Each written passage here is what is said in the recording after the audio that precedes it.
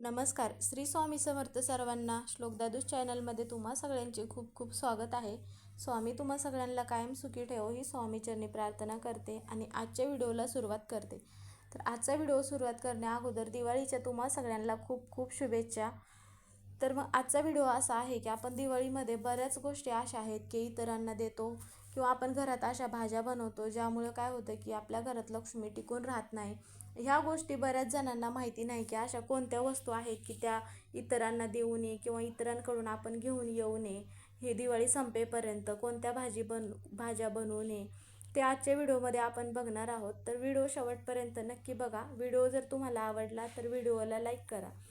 तर दिवाळीमध्ये आपण काय करतो की दिवाळी म्हणजे हिंदू धर्मातील हा सर्वात मोठा सण मानला जातो.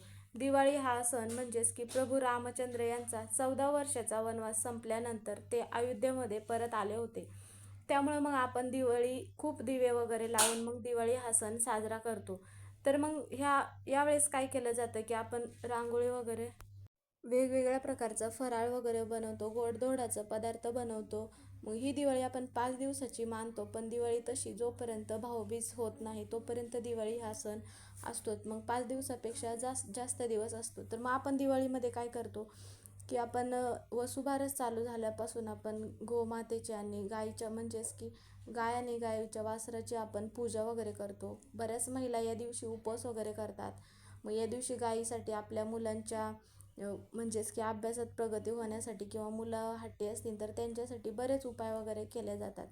त्यानंतर असतं धनत्रयोदशी. धनत्रयोदशीच्या दिवशी आपण धने वगैरे खरेदी करतो किंवा घरातील इतर ज्या मोठ्या वस्तू असतात त्या वस्तू आपण खरेदी करतो. म्हणजेच की दिवाळीच्या पहिल्या दिवसापासून आपण की घराला आंब्याचं तोरण वगैरे लावतो. म्हणजेच की यामुळे की आपल्या घरात माता लक्ष्मीची कृपा आपल्या घरावर कायम राहावी म्हणून आपण दिवाळीमध्ये बऱ्याच सेवा करतो, उपाय करतो. म्हणजेच की दरवाजावरती दररोज एक स्वास्तिक वगैरे काढणं किंवा कुंकवाने शुभ लाभ काढणं किंवा माता लक्ष्मीचे पावलं काढणं. पण या दिवसामध्ये आपल्याला मग काय करायचं आहे की आपण आता धनत्रयोदशी या दिवशी आपण मग काय करतो की धने वगैरे घेऊन येतो म्हणजे बाजारातून. ह्या दिवशी वस्तू जर आपल्याकडून मोठ्या खरेदी करणं शक्य होत नसेल तर मग आपण धने घेऊन येतो. मग ह्या दिवशी आपल्याला ह्याच दिवशी म्हणून नाही तर दिवाळीमध्ये जोपर्यंत दिवाळी संपत नाही तोपर्यंत मग आपल्याला धने म्हणा किंवा मीठ म्हणा किंवा मग तांदूळ वगैरे ह्या ज्या वस्तू आहेत तर ह्या वस्तू मग आपल्याला इतर कोणालाही द्यायच्या नाही दिवाळीमध्ये. म्हणजे काय होतं की माता लक्ष्मी आपल्या घरामध्ये प्रवेश करते, आपल्या घरामध्ये स्थिर राहते. तर मग आपण जर ह्या वस्तू इतरांना दिल्या तर मग माता लक्ष्मी आपल्या घरातून निघून जाते.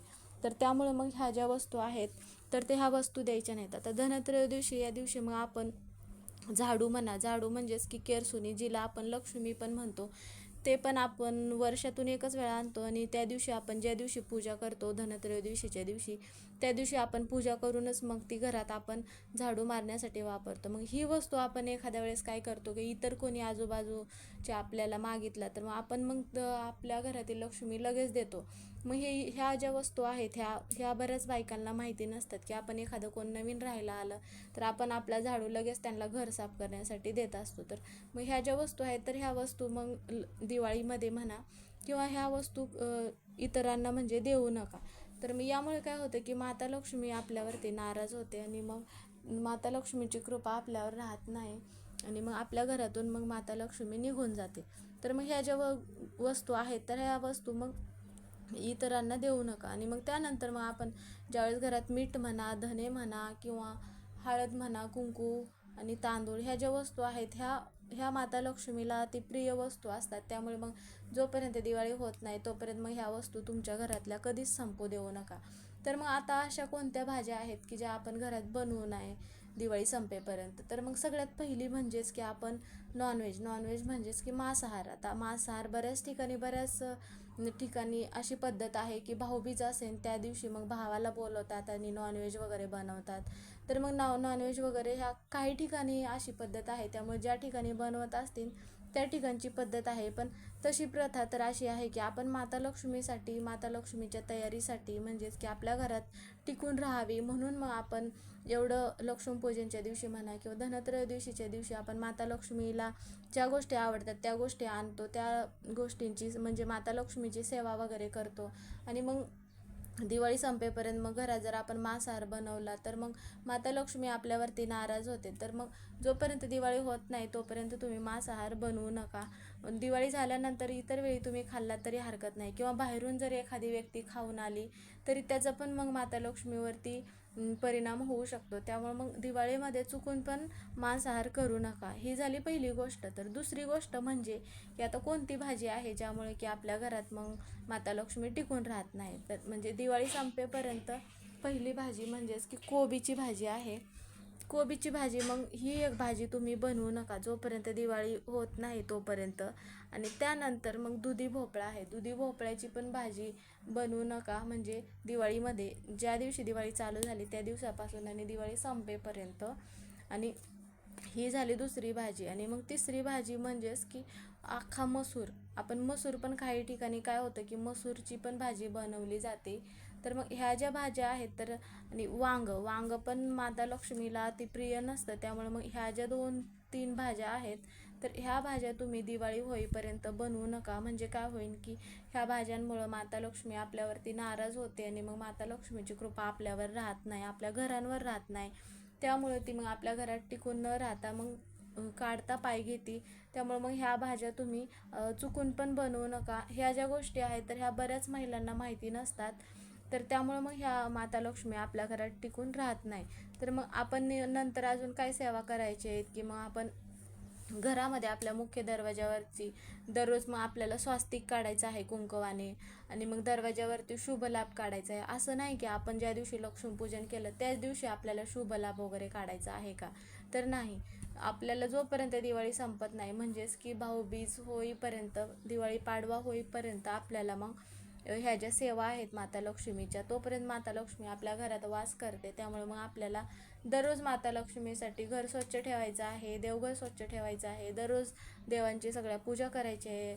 त्यामुळं मग ह्या ज्या गोष्टी आहेत तर मग ह्या गोष्टींची आपल्याला काळजी घेतली पाहिजे. मग ज्यावेळेस आपण दिवाळी चालू झाली त्या दिवसापासून आपण दररोज रांगोळी काढतो, उंबरटाले पण करतो. तशाच पद्धतीने जोपर्यंत संपत नाही दिवाळी तोपर्यंत मग ह्या सगळ्या गोष्टी आपल्याला अशाच चालू ठेवायच्या आहेत. म्हणजेच की भाऊबीज होईपर्यंत, म्हणजेच की शेवटचा दिवस आपल्याकडे म्हणजे भाऊबीज असा मानला जातो. पण आता काही भागांमध्ये वेगळी पद्धत असेल तर तशा पद्धतीने मग तुम्ही तुमचा दिवाळी हा सण साजरा करू शकतात. मग आपण ज्या ह्या सगळ्या ज्या वस्तू आहेत तर ह्याबद्दल आपल्याला माहिती नसते की आपण इतरांना देतो, यामुळे आपल्या घरात मग माता लक्ष्मीची कृपा राहत नाही, माता लक्ष्मी आपल्यावरती नाराज होते. आणि मग आपल्याकडे मग लक्ष्मी टिकून राहत नाही, पैशाची चणचण भासते, एखाद्या व्यवसायात प्रगती होत नाही. ह्या ज्या अडचणी असतात ह्या अडचणी बऱ्याच महिलांना माहिती नसतात. त्यामुळे मग दिवाळीमध्ये काही चुका करतात की ह्या वस्तू इतरांना देणार, त्यांच्या इकडच्या वस्तू आपल्या घरी आणणार. त्यामुळे मग ह्या ज्या वस्तू आहेत ह्या चुकून पण दिवाळीमध्ये इतरांना देऊ नका. किंवा मग ज्या भाज्या आहेत त्या भाज्या चुकून पण बनवू नका. यामुळे काय होईल, माता लक्ष्मी आपल्यावरती नाराज होईल आणि आपल्या घरातून मग निघून जाते. तर मग लक्ष्मी मातेला प्रसन्न करण्यासाठी कोणकोणत्या अजून सेवा केल्या पाहिजेत त्याबद्दलचे बरेच व्हिडिओ ह्या चॅनलवरती अपलोड केले आहेत. तुम्हाला अजून माहिती पाहिजे असेल कोणत्या उपायासाठी तर ह्याच चॅनलवरती तुम्ही व्हिडिओ बघू शकता. तर आजचा व्हिडिओ कसा वाटला कमेंट करून नक्की सांगा. व्हिडिओ जर तुम्हाला आवडला तर व्हिडिओला लाईक करा. चॅनलवर जर नवीन असाल तर चॅनलला सबस्क्राईब करा. परत एका नवीन व्हिडिओमध्ये पुन्हा भेटू. तोपर्यंत सर्वांना श्री स्वामी समर्थ.